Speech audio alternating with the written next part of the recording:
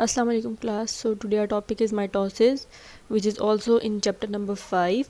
आपने इस बात से घबराना नहीं है कि मैंने ये डायग्राम कहाँ से लिए वगैरह वगैरह। ये मैंने आप लोगों की आसानी के लिए और इस वीडियो को थोड़ा सा और अट्रैक्टिव करने के लिए मैंने इसमें डायग्राम्स ऐड किए ताकि आप लोगों को और ज़्यादा अच्छे तरीके से समझ जाए। तो बेसिकली मैंने ये सारा जो बनाया है स्लाइड्स वगैरह ये आपकी अपनी बुक से ही आप बुक खोलेंगे तो ये सारे पेजेस जितने मैंने यहाँ इंसर्ट किए हुए हैं ये आपको अपनी बुक में भी मिलेंगे। ठीक है, तो आज का हमारा टॉपिक है माइटोसिस, क्लास 9 बायोलॉजी।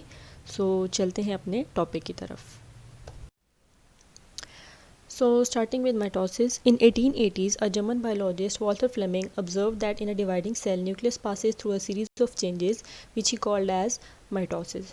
So इसमें आपको बताया जा रहा है कि 1880 में एक जर्मन बायोलॉजिस्ट था जिसका नाम था वॉल्टर फ्लेमिंग। ठीक है, उसने क्या किया, उसने एक डिवाइडिंग सेल को ऑब्ज़र्व किया, यानी ऐसा सेल उसने ऑब्ज़र्व किया जिसमें डिवीज़न हो रही थी, वो सेल डिवीज़न के प्रोसेस से गुजर रहा था। उसने उस सेल में ऑब्ज़र्व किया कि सेल के अंदर जो मौजूद न्यूक्लियस होता है, जिस न्यूक्लियस के अंदर आपका जेनेटिक मटीरियल प्रेजेंट होता है, उसमें कुछ चेंजेस हो रहे हैं। ठीक है, तो उसने उन चेंजेस को क्या नाम दे दिया कि ये माइटोसिस का प्रोसेस हो रहा है। ठीक है, अब माइटोसिस का वर्ड ओरिजिनेट कहाँ से हुआ है, let me tell you about this. अब देखें, माइटोसिस का वर्ड ओरिजिनेट हुआ है माइटोस से, जो कि एक ग्रीक लैंग्वेज का वर्ड है। ठीक है, जिसका मतलब है थ्रेड। ठीक है, सबसे पहले जब इस बायोलॉजिस्ट ने न्यूक्लियस को ऑब्ज़र्व किया तो इसको उसमें थ्रेड लाइक स्ट्रक्चर, न्यूक्लियस में थ्रेड लाइक स्ट्रक्चर ऑब्ज़र्व हुए और इस बेस पे इसने माइटोसिस के प्रोसेस को यहाँ से नाम दिया क्योंकि उनकी लैंग्वेज में थ्रेड को माइटोस कहा जाता था, तो वहाँ से ये वर्ड ओरिजिनेट हुआ है। ठीक है, simply it's just origin of the word mitosis. ठीक है, अब देखते हैं कि माइटोसिस होती क्या है। So starting with definition, mitosis is the type of cell division in which a cell divides into two daughter cells, each with the same number of chromosome as were present in a parent cell. ठीक है, अब यहाँ पर कहा जा रहा है mitosis ऐसी तरह की सेल डिवीजन होती है जिसमें एक सेल दो डॉटर सेल में डिवाइड कर जाता है और हर डॉटर सेल में सेम नंबर ऑफ क्रोमोसोम होते हैं जैसे कि पेरेंट सेल में प्रेजेंट थे। अब नीचे देखिए, मैंने आप लोगों के लिए डायग्राम यहाँ पे बनाई है जिसमें बताया गया कि पेरेंट सेल है उसमें 46 नंबर ऑफ क्रोमोसोम है। जब उसकी डुप्लीकेशन हुई है तो जो दो डॉटर सेल बने उन दोनों में 46 नंबर ऑफ क्रोमोसोम्स हैं। ठीक है, जब ऐसी डिवीजन होगी जिसमें पेरेंट सेल से दो डॉटर सेल बनेंगे और दोनों में वही नंबर ऑफ क्रोमोसोम होंगे जो पेरेंट सेल में थे, तो ऐसी डिवीजन को हम कहते हैं माइटोसिस। ठीक है, ये आगे इसका हिसाब किताब होगा, ऐसे नहीं कि यहाँ पर 46 थे तो ये दोनों में 46 ऐसे आगे, इसका एक पूरी प्रॉपर मैथमेटिक्स है। ठीक है, ये आपको आगे एक्सप्लेन कर दिया जाएगा। तो अब यहाँ बताया गया कि mitosis occurs only in eukaryotic cells.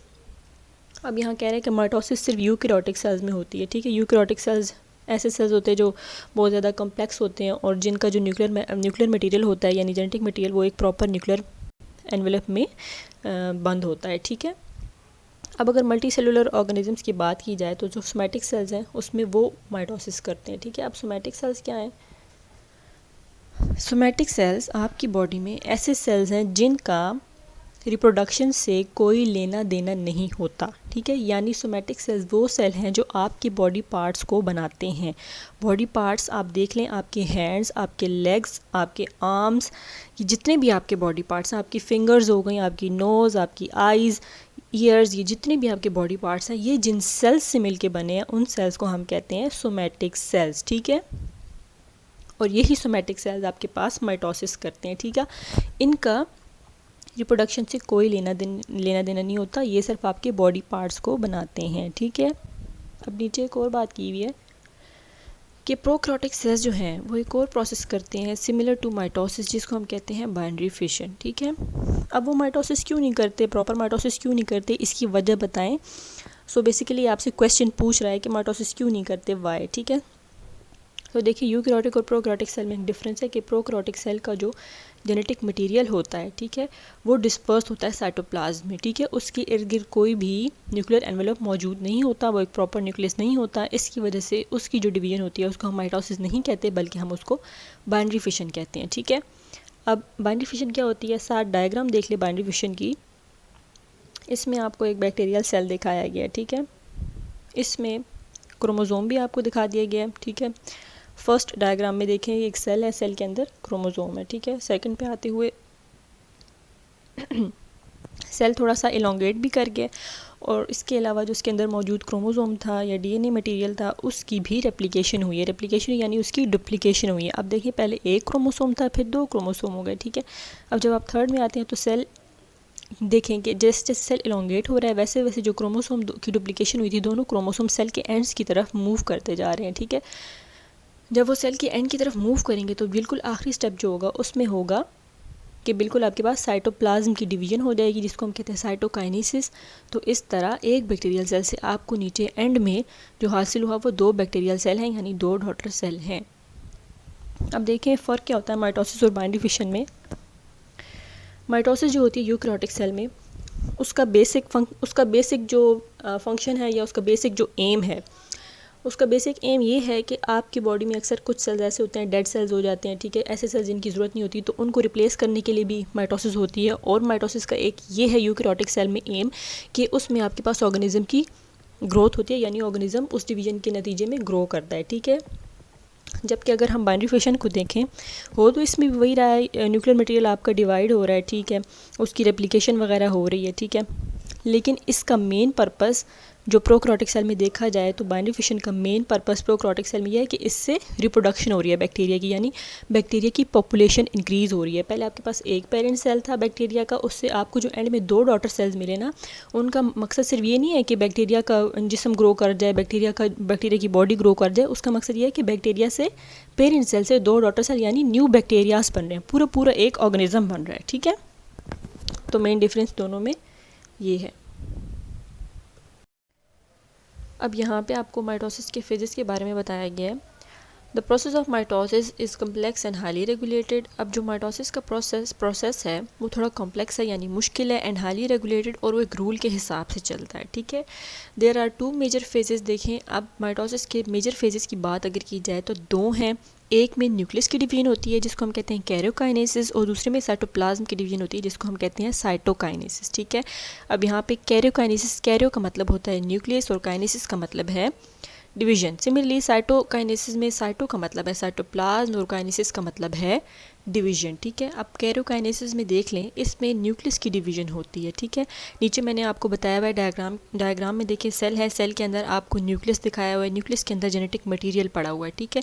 तो बेसिकली किस चीज़ की डिवीजन हो रही है, न्यूक्लियस के अंदर पड़े हुए जेनेटिक मटेरियल यानी क्रोमोजोम की डिवीजन हो रही है, ठीक है। तो जिस फेज़ में क्रोमोजोम की डिवीजन होती है, जेनेटिक मटेरियल की डिवीजन होती है, उसको हम कहते हैं कैरियोकाइनेसिस। अब इसके भी 4 फेजेस हैं। पहला फेज़ है प्रोफेज, दूसरा फेज़ है मेटाफेज, तीसरा फेज़ है एनाफेज, और चौथा फेज़ जो है that is called as telophase, ठीक है।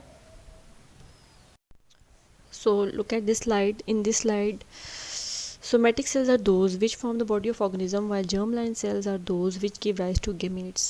अब यहाँ पे आपको डिफ्रेंशिएट करके बता दिया गया कि सोमैटिक सेल्स क्या होते हैं और जर्म-लाइन सेल्स क्या होते हैं, ठीक है। तो फर्स्ट ऑफ ऑल हम सोमैटिक सेल्स के बारे में पढ़ते हैं।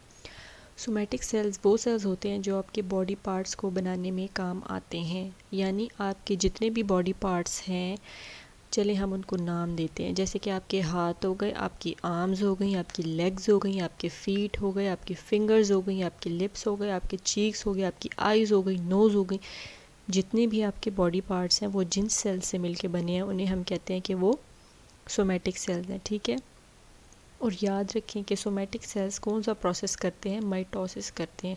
सोमैटिक सेल्स माइटोसिस करते हैं और there are 220 somatic cells present in your body, ठीक है। अब आ जाते हैं जर्म लाइन सेल्स पे। जर्म लाइन सेल्स वो सेल्स होते हैं जिनसे गैमीट्स बनते हैं, ठीक है। अब जर्म लाइन सेल्स कहाँ प्रेजेंट होते हैं ह्यूमंस में। जर्म लाइन सेल्स मेल्स में गोनेड्स में प्रेजेंट होते हैं और फीमेल में ओवरीज में प्रेजेंट होते हैं, ठीक है। अब इन सेल्स में, अब ये सेल्स जो होते हैं ना, ये भी डिप्लॉयड होते हैं, यानी इनमें भी 46 नंबर ऑफ़ क्रोमोसोम्स होते हैं। सोमैटिक सेल्स में भी 46 नंबर ऑफ़ क्रोमोसोम्स होते हैं, ठीक है। लेकिन जब जर्म लाइन सेल्स में मियोसिस होगी, ठीक है, मियोसिस होने के बाद आपके पास गैमीट्स बनेंगे। गैमीट्स यानी ये ह्यूमन एग ओवम और ह्यूमन स्पर्म, जब ये आपके पास बन जाएंगे तो ये होंगे फिर हैप्लॉइड, यानी दोनों में 23 नंबर ऑफ़ क्रोमोसोम्स होंगे, ठीक है। Let me repeat it again. Germ line cells humans में मेल्स में गोनेड्स में प्रेजेंट है, फीमेल में ओवरीज में प्रेजेंट है, ठीक है। ये ऑर्गन्स हैं मेल और फीमेल के, ठीक। उनमें जर्म लाइन सेल्स प्रेजेंट हैं, ठीक है। अब जर्म लाइन सेल्स होते डिप्लॉयड हैं, यानी उनके क्रोमोसोम नंबर 46 ही होते हैं। उसमें मियोसिस का प्रोसेस होगा। मियोसिस का प्रोसेस होने के बाद फीमेल में एग्स बनेंगे, मेल में स्पर्म्स बनेंगे, ठीक है। अब जब मियोसिस का प्रोसेस हो जाता है तो क्रोमोसोम का नंबर हाफ हो जाता है। तो ये हो गया आपके पास, एग भी 23 नंबर ऑफ क्रोमोसोम वाला आएगा और स्पर्म भी 23 क्रोमोसोम नंबर वाला आएगा। अब तक के लिए सिर्फ इतना जहन में रखें, जब आगे मियोसिस का टॉपिक स्टार्ट होगा तो ये और ज़्यादा क्लियर होता जाएगा, ठीक है। सिर्फ इतना याद रखें कि सोमैटिक सेल भी डिप्लॉयड होते हैं और जर्म लाइन सेल्स भी डिप्लॉयड होते हैं। फ़र्क सिर्फ इतना है, सोमैटिक सेल्स माइटोसिस करते हैं जबकि जर्म लाइन सेल्स मियोसिस करते हैं, ठीक।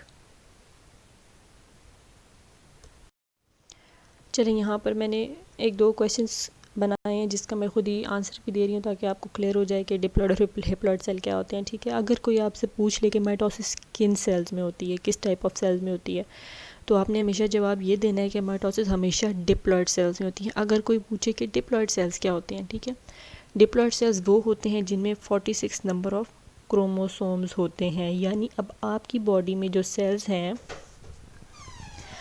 उनका क्रोमोसोम नंबर 46 है, सिवाय आपके गैमीट सेल्स के, ठीक है, सिवाय आपके गैमीट्स के। बाकी सब में जो क्रोमोसोम नंबर है वो 46 है, ठीक है। 46 कैसे है? 23 क्रोमोसोम आपके पास आपकी मदर से आए हैं और 23 क्रोमोसोम आपके पास आपके फादर से आए हैं, ठीक है। तो ये हो गया डिप्लॉयड सेल। डिप्लॉयड सेल वो होता है जिसमें 46 नंबर ऑफ क्रोमोसोम होते हैं, 23 फ्रॉम मदर, 23 फ्रॉम फादर। जबकि हैप्लॉयड सेल्स वो होते हैं जिनमें सिर्फ 23 नंबर ऑफ क्रोमोसोम्स होते हैं, ठीक है। ये डिफरेंस है मेन। अब देखिए जी, पहला फेज़ माइटोसिस का आ गया है प्रोफेज़। अब प्रोफेज़ में क्या बात हो रही है? Normally the genetic material in nucleus is in a loose thread like form called as chromatin. At the onset of prophase chromatin condenses into highly order structure called as chromosomes, ठीक है, normally. अब क्या कहता है कि genetic material जो nucleus में present होता है वो धागे की शक्ल में होता है, ठीक है। और उस धागे वाली शक्ल को हम क्या कहते हैं कि क्रोमेटिन पड़ा हुआ है, ठीक है। आगे जब डायग्राम आएगी तो आपको ये क्लियर हो जाएगा, आगे मैंने डायग्राम इंसर्ट की हुई है, ठीक है। अब क्या बात हो रही है कि जेनेटिक मटेरियल जो न्यूक्लियस में प्रेजेंट है वो एक धागे की शेप में प्रेजेंट है जिसको हम कहते हैं वो क्रोमेटिन है, ठीक है। अब जैसे जैसे प्रोफेज स्टार्ट होना शुरू होगा, प्रोफेज का शुरुआत होने वाली है, प्रोफेज की शुरुआत होने वाली है, तो वो धागे लाइक स्ट्रक्चर क्या करेंगे कि कंडेंस होना शुरू हो जाएंगे, ठीक है, कॉम्पैक्ट होना शुरू हो जाएंगे। यानी पहले वो पतले थे, अब उनकी कंडेंसेशन शुरू हो जाएगी, यानी उनकी मोटाई शुरू हो जाएगी, ठीक है। तो वो एक हाईली ऑर्डर स्ट्रक्चर में आ जाएंगे जिसको हम क्या कहते हैं, क्रोमोसोम्स कहते हैं, ठीक है। उसके बाद since the genetic material has already been duplicated earlier in S phase, याद करें सेल साइकिल में आपको बताया गया था कि एस फेज़ में क्रोमोसोम की रेप्लिकेशन हो जाती है, यानी पहले वो सिंगल क्रोमैटिड था लेकिन एस फेज़ में रेप्लिकेशन के बाद उसके 2 क्रोमैटिड्स हो गए, ठीक। अब हर क्रोमोसोम के 2 क्रोमैटिड्स हैं, ठीक है, bound together at the same centromere. और वो किस चीज़ के साथ बाउंड है? सेंट्रोमेयर पे बाउंड है, ठीक है। Each chromosome also has kinetochore at centromere. अब हर क्रोमोसोम के सेंट्रोमेयर पे एक और स्ट्रक्चर है जिसको कहते हैं काइनेटोकोर। काइनेटोकोर क्या है? ये भी एक प्रोटीन का स्ट्रक्चर है, ठीक है। और ये वो पॉइंट है जहाँ पे आपके पास आके स्पिंडल फाइबर्स अटैच हो जाते हैं। अब स्पिंडल फाइबर्स क्या हैं ये भी मैंने पिछले लेक्चर में एक्सप्लेन किया है। स्पिंडल फाइबर्स प्रोटीन्स हैं, फिलामेंट्स हैं, ठीक है, प्रोटीन से मिलके बने हुए हैं। इनका फंक्शन क्या है कि ये आके क्रोमोसोम के साथ अटैच हो जाएंगे। अटैच होने के बाद ये क्रोमोसोम को अपनी तरफ खींचेंगे जिससे क्रोमोसोम बीच में से टूट जाएगा, ठीक है। यहाँ तक बात क्लियर हो जानी चाहिए। नीचे क्रोमोसोम, नीचे आपको प्रोफेज की डायग्राम दी गई है, देखें जी, इसमें नीचे बताया हुआ भी है कि क्रोमैटिन कंडेंस, फर्स्ट पार्ट जो है क्रोमैटिन कंडेंस हो गया क्रोमोसोम में और न्यूक्लियोलस जो था वो डिसअपियर हो गया, ठीक है। न्यूक्लियोलस क्या था? न्यूक्लियस के अंदर एक डार्क स्टेन्ड बॉडी होती है, ठीक है। अब प्रोफेज की शुरुआत जैसे हुई तो वो बॉडी क्या हो गई? डिसइंटीग्रेट हो गई या डिग्रेड हो गई, यानी बिल्कुल ख़त्म हो गई, ठीक है। अब नीचे प्रोकैरियोट्स के बारे में बात की गई है। प्रोकैरियोट्स का प्रॉपर न्यूक्लियस नहीं होता, ना ही ये स्पिंडल बनाते हैं डिवीजन के दौरान, इसलिए जो इनकी डिवीजन होती है उसे माइटोसिस नहीं कहा जाता। अब यहाँ देखिए जी क्रोमैटिन के बारे में आपको बता दिया गया। क्रोमैटिन की डायग्राम है जिसमें देखिए लूज थ्रेड लाइक फॉर्म में पड़े हुए हैं, यानी बिल्कुल धागे की शेप में पड़े हुए हैं। तो ऐसी शेप को हम क्या कहते हैं, जब जेनेटिक मटेरियल धागे की शक्ल में हो तो हम ऐसे क्या कहते हैं कि ये क्रोमैटिन है, ठीक है। ऐसी शेप को क्रोमैटिन कहा जाता है। लेकिन जब वो बहुत ज़्यादा कॉम्पैक्ट हो जाए, कंडेंस हो जाए, बिल्कुल साथ वाली शेप जो आपको रेड कलर का नज़र आ रहा है उस जैसा बन जाए, तो फिर कहते हैं कि ये क्रोमोसोम बन चुका है, ठीक है। अब क्रोमोसोम का स्ट्रक्चर देख लीजिए। सेंट्रोमेरिक रीजन बताया गया है, ठीक है। आपको ये एक ही सेंट्रोमेर है, ठीक है। ये बस आपको कन्फ्यूजन ना हो जाए इसलिए इसके दो येलो पार्ट्स कर दिए गए, लेकिन होता ही हमेशा एक ही सेंट्रोमेर है, ठीक है। अब ये एक सेंट्रोमेर है और इस पर देखें इसके साथ दो सिस्टर क्रोमैटिड्स अटैच हैं, और येलो कलर का जो रीजन है दैट इज़ सेंट्रोमेरिक रीजन, और उसके ऊपर एक रीजन है काइनेटोकोर प्रोटीनेशियस रीजन है, ठीक है। यहाँ पे आके आपके पास माइटोटिक स्पिंडल या स्पिंडल फाइबर्स अटैच हो जाते हैं, ठीक है। अब जो येलो येलो आपको दिखाई दे रहे हैं ये क्या है, माइटोटिक स्पिंडल माइक्रोट्यूब्यूल्स, ठीक है जी। अब देखिए जी नेक्स्ट पैराग्राफ है आपका, उसमें क्या कहा जा रहा है, there are two centrioles collectively called as centrosome. अब ये भी फोर्थ चैप्टर में आपने सारा पढ़ा है, ठीक है। दो सेंट्रियोल्स मिल के क्या बनाते हैं, सेंट्रोसोम बनाते हैं, और ये कहाँ पर पड़े होते हैं, न्यूक्लियस के बिल्कुल पास पड़े होते हैं, ठीक है। Each centriole duplicates and thus two daughter centrosomes are formed. अब देखिए जैसे बताया गया कि अगर दो सेंट्रियोल हों तो एक सेंट्रोसोम बनता है, ठीक है। और ये दोनों सेंट्रियोल्स आपस में ऐसी पोजीशन पे पड़े होते हैं कि दोनों के दरमियान जो एंगल बन रहा होता है वो 90 डिग्री का बन रहा होता है, ठीक है। अब देखिए हर सेंट्रियोल डुप्लीकेट करेगा, और देखें दो सेंट्रियोल प्रेजेंट है ना। अब दोनों अगर करें डुप्लीकेशन तो चार बन जाएंगे, दो से चार बन जाएंगे, ठीक है। तो दो एक साइड पे और दो दूसरी साइड पे चले जाएंगे, ठीक है। तो क्या हो जाएगा कि दो सेंट्रोसोम बन गए और दोनों सेल के ऑपोजिट पोल्स पे चले गए, यानी एक लेफ्ट पे चला गया, एक राइट पे चला गया। देखिए नीचे मैंने इसको लेबल भी किया हुआ है सेंट्रियोल को, देखें एक इस साइड राइट पे मौजूद है और एक लेफ्ट पे मौजूद है, ठीक है। तो यहाँ पर आकर ये क्या करते हैं, here they give rise to microtubules by joining tubulin proteins present in cytoplasm. अब याद करें बात हुई थी इंटरफेज में, G2 फेज में ऐसे प्रोटीन बनते हैं जो स्पिंडल फाइबर्स बनाने के काम आते हैं, वहाँ पे हमने ये पढ़ा था ना। तो अब वही प्रोटीन बने हुए साइटोप्लाज्म में पड़े हुए थे, ट्यूबुलिन प्रोटीन्स थे वो, ठीक है। अब क्या किया कि सेंट्रियोल्स ने उन्हीं ट्यूबुलिन प्रोटीन्स को उठाया और क्या किया कि उससे माइक्रोट्यूब्यूल्स बनाने शुरू कर दिए, ठीक है। माइक्रोट्यूब्यूल्स बनाने शुरू कर दिए। अब माइक्रोट्यूब्यूल्स जो इस प्रोसेस के नतीजे में बने उनको हम कहते हैं कि ये स्पिंडल फाइबर्स बन गए। आगे माइक्रोट्यूब्यूल की डायग्राम आ रही है तो आपको वो भी क्लियर हो जाएगा कि वो ट्यूबुलिन प्रोटीन से मिलकर बने हुए कैसे होते हैं, कैसी उसकी शक्ल होती है, ठीक है। अब complete set of spindle fibres is known as mitotic spindle.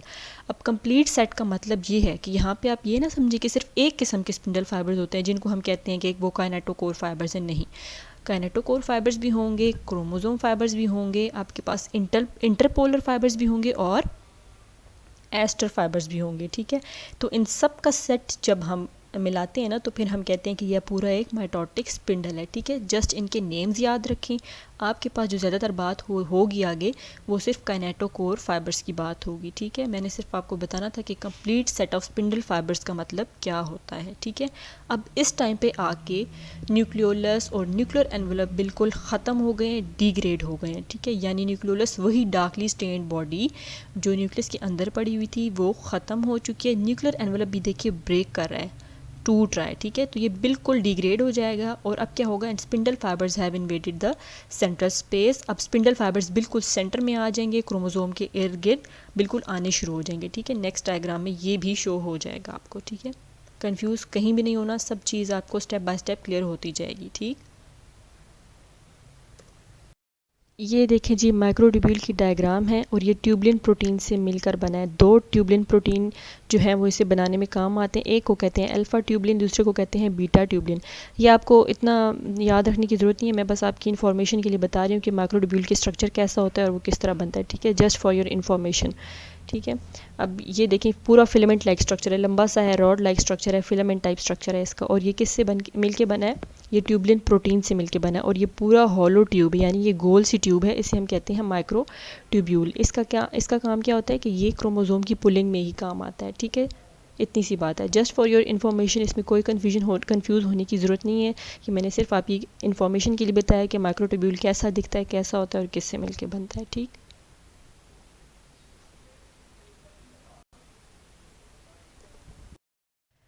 अब अगर प्लांट्स की बात की जाए, प्लांट्स के माइटोसिस की बात की जाए, तो प्लांट्स में सेंट्रियोल्स नहीं होते और उनका वैक्यूल बड़ा होता है, ठीक है। अब ऐसे में क्या होता है कि न्यूक्लियस पहले सेंटर में नहीं होता, लेकिन जब प्रोफेज से पहले न्यूक्लियस को सेंटर में आना पड़ता है, ठीक है, क्योंकि प्लांट सेल में सेंट्रियोल्स नहीं है। तो यहाँ पर क्या होगा, यहाँ पर फिर से अगर सेंट्रियोल्स नहीं प्रेजेंट लेकिन ट्यूबुलिन प्रोटीन्स तो प्रेजेंट है ना, तो वो ट्यूबुलिन प्रोटीन्स क्या करेंगे, आपस में इकट्ठे हो जाएंगे। इकट्ठे होने के बाद वो स्पिंडल फाइबर्स बना देंगे, ठीक है। पहले भी ये बात हो गई कि वो जो एनिमल सेल में आपको भी बताया कि ट्यूबुलिन माइक्रोट्यूब्यूल कैसे बने, ट्यूबुलिन प्रोटीन्स से बने। यहाँ पर भी बेशक सेंट्रियोल्स नहीं प्रेजेंट लेकिन ट्यूबुलिन प्रोटीन्स प्रेजेंट हैं। ट्यूबुलिन प्रोटीन्स आपस में इकट्ठे होकर स्पिंडल फाइबर्स बना देंगे और यही स्पिंडल फाइबर्स फिर क्रोमोसोम की सेग्रीगेशन में प्लांट सेल में हेल्प करेगा, ठीक है। दैट्स इट, इसमें इतनी सी ही बात है। यहाँ देखिए सेकंड फेज़ है माइटोसिस का, मेटाफेज़। अब नीचे डायग्राम भी देखिए और साथ सुनते भी जाएं, ठीक है। मेटाफेज़ में क्या कहा गया है, when spindle fibres have grown to sufficient length. जब देखें अब यहाँ पर सेल के दोनों तरफ सेंट्रियोल्स पड़े हुए हैं, ठीक है। इनसे क्या ओरिजिनेट हो रहे हैं, स्पिंडल फाइबर्स ओरिजिनेट हो रहे हैं, ठीक है। अब कहा क्या है कि जब ये स्पिंडल फाइबर्स सफिशिएंट लेंथ यानी अपनी इस लेंथ पर पहुंच जाएंगे कि ये क्रोमोसोम के साथ टच हो रहे हैं, अटैच होने के काबिल हो गए हैं, तो तब कुछ स्पिंडल फाइबर्स जिनको कहा जाता है कि वो काइनेटोकोर फाइबर्स हैं, वो जाके क्रोमोसोम के काइनेटोकोर के साथ अटैच हो जाते हैं, ठीक है। क्या बात हो गई, सेल के दोनों तरफ सेंट्रोसोम प्रेजेंट है, सेंट्रियोल प्रेजेंट है। सेंट्रियोल से क्या ओरिजिनेट हो रहा है, स्पिंडल फाइबर्स ओरिजिनेट हो रहा है। जब इनकी लेंथ सफिशिएंट हो गई, ठीक है, यानी काफ़ी हो गई कि ये क्रोमोसोम तक पहुँचने के काबिल हो गए, तो फिर कुछ स्पिंडल फाइबर्स जिनको कहा जाता है काइनेटोकोर फाइबर्स, ये अटैच कर जाते हैं क्रोमोसोम के काइनेटोकोर के साथ, इसीलिए इनका नाम है काइनेटोकोर फाइबर्स, ठीक है। अब two kinetochore fibre from opposite poles attach with each chromosome. अब देखें यही बात बताई गई है कि लेफ्ट साइड से भी काइनेटोकोर फाइबर आ रहा है, राइट साइड से भी काइनेटोकोर फाइबर आ रहा है, और ये दोनों साइड से जाके क्रोमोसोम के काइनेटोकोर पर अटैच हो रहे हैं, ठीक है। अब क्रोमोसोम क्या करते हैं, chromosome arrange themselves along the equator of cell forming a metaphase plate.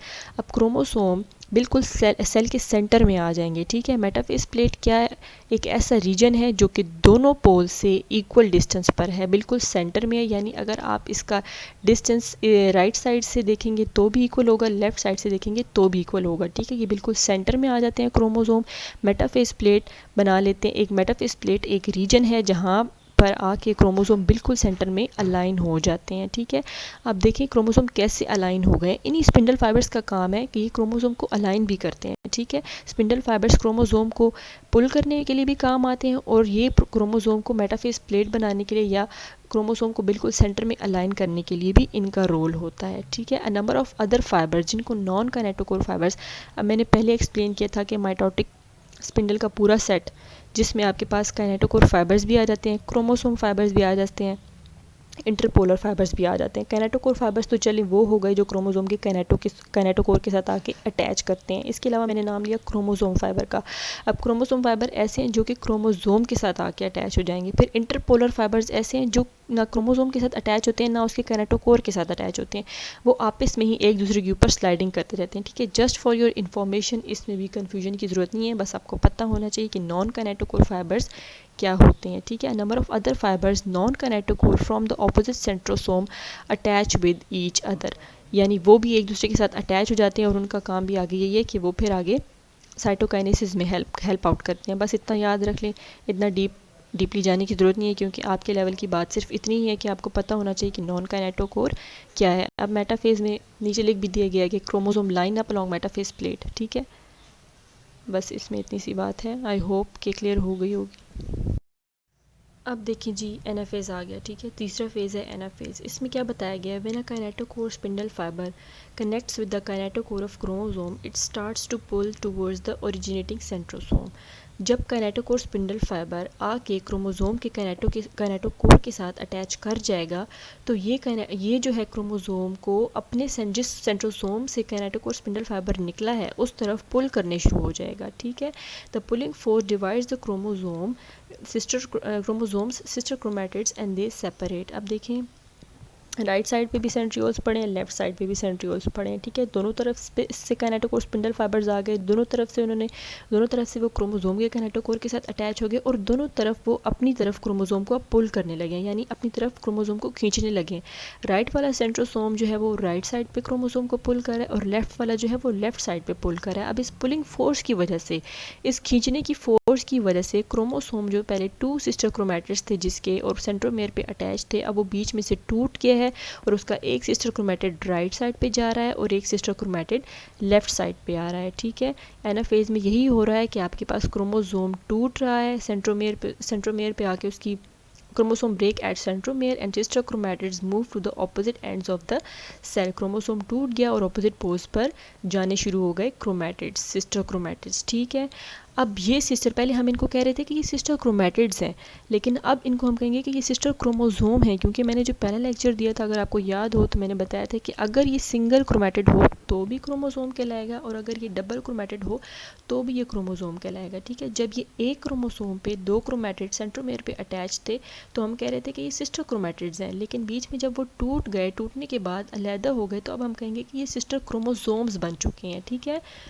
The other spindle fibres जिनको नॉन कैनेटोकोर कहते हैं, ये भी इलोंगेट करना शुरू कर देते हैं, ठीक है। At the end of anaphase, जैसे ही एनाफेज का आखिरी हिस्सा आता है, सेल क्या करता है, cell has succeeded in separating identical copies of chromosome into 2 groups at the opposite pole. जैसे जैसे एनाफेज का एंड आता गया, सेल ने क्या किया कि 2 ग्रुप्स में ऑपोजिट पोल्स दोनों जगह पे, यानी राइट पोल पे भी और लेफ्ट पोल पे भी क्या कर लिया कि आइडेंटिकल कॉपीज ऑफ क्रोमोसोम को बिल्कुल सेपरेट कर दिया, ठीक है। इतनी सी बात हुई है इसमें।